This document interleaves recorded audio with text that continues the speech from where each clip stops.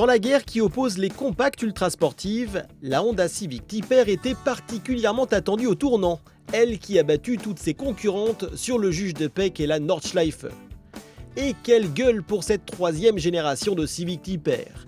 Elle est même très proche de sa version WTCC, championne du monde en 2013. Tous ces appendices ne sont pas là pour la décoration, mais ont systématiquement été pensés pour apporter un gain, même substantiel, à la performance globale. La Type R confirme son tempérament sportif à bord avec ses énormes sièges baquets pour petites hanches, mais ample au coude pour guidonner sans gêne.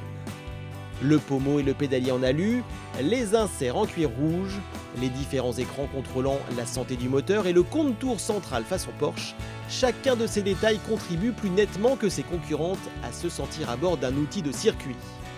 Cette nouvelle génération de Type R s'est pourtant un peu embourgeoisée en proposant des options de confort et de sécurité à travers un pack GT optionnel. Pour rassurer les puristes, la nouvelle Civic Type R n'est proposée qu'en boîte mécanique avec ce petit levier très agréable à manipuler. En revanche, la japonaise impose la même position de conduite relevée que la Peugeot 208, il faut aimer. Pour la première fois de son histoire, la Civic Type R bénéficie de la suralimentation.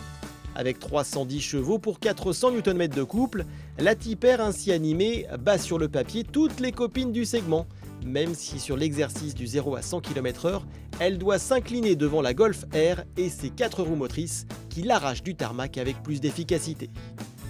En contrepartie, la Type R bénéficie d'un poids plus contenu et peut se permettre d'atteindre pas moins de 270 km/h. Honda fait toujours confiance à sa technologie reconnue VTEC pour gérer la tonicité des bas régimes.